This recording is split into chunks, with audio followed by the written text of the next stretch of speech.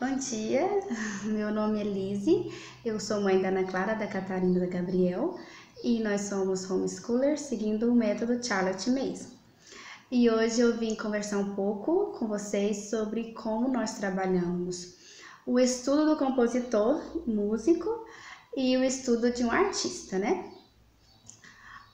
O estudo da música e das artes pode ser feito em qualquer idade. Então, mesmo se o seu filho for pequenininho ou se ele já for maior, já estiver na época do ensino formal, o esquema vai ser bem semelhante para trabalhar, né, esses assuntos. Começando pela música. Basicamente, em Charlotte Mason a gente estuda música inicialmente apreciando a música, ouvindo, né? Então você vai colocar para o seu filho um compositor para ele ouvir.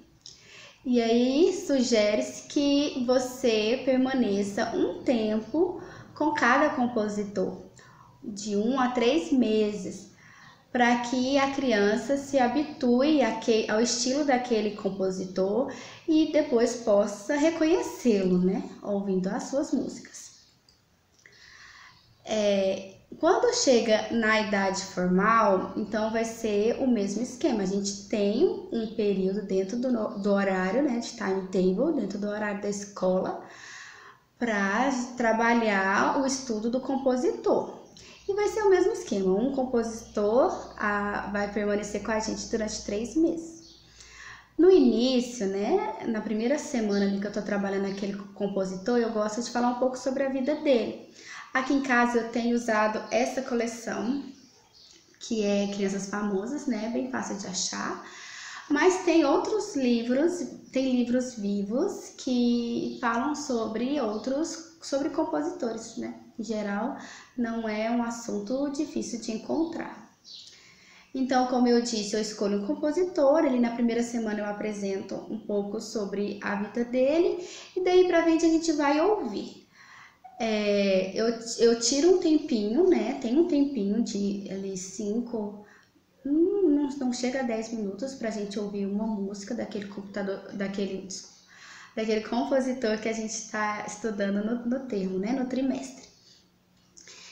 E é até bom colocar o compositor ali no meio das aulas, que a gente faz um pequeno break, né? Faz um intervalo, descansa um pouco a mente e continua para outras aulas, né? E durante o dia, assim, eu vou colocando outras vezes também aqui em casa, né? Você pode colocar no seu celular, no computador, no som para tocar, acha aí no Spotify, tem no YouTube, tem bastante recurso, né? E aí, durante o dia eu falo, olha, qual é o nosso compositor do termo, qual é o nosso compositor que a gente está estudando esse mês? É Beethoven, então vamos escutar um pouquinho de Beethoven agora. E aí eu coloco, às vezes, para a Ana fazer a caligrafia dela, fazer um desenho, então a gente coloca a musiquinha ali no fundo que não vai dispersar ela no raciocínio, porque, por incrível que pareça, Beethoven aqui dispersa. Elas gostam de se movimentar, de dançar com a música, né? E se o seu filho é menor, você vai simplesmente colocar para ele ouvir, né? E aí, quando nós chegamos no ensino formal, a Charlotte sugere também, a partir de 6 anos, que a criança aprenda um instrumento. E ela sugere iniciarmos com o piano. Então, uma aula de piano... aqui a gente tem tido condições de pagar uma professora, né, para a Ana fazer essa aula. Ela faz uma vez na semana, para que também já seria parte do currículo formal, né, as aulas de música mesmo. E o estudo do compositor, mais ou menos vai ser assim, esse mesmo esquema de permanecer com um compositor durante 3 meses, de um artista, desculpa, a gente vai permanecer com um artista durante 3 meses, e aí a diferença é que a gente vai variando nessas obras, né? Então a gente coloca a obra exposta para a criança ver. Os meus menores, né, no caso a Catarina, o Gabriel, eles só veem, eles raramente eles conversam, eu pergunto alguma coisa sobre a imagem que ela tá vendo. Às vezes ela faz alguma pergunta. Já para a Ana, eu faço perguntas. O que você vê?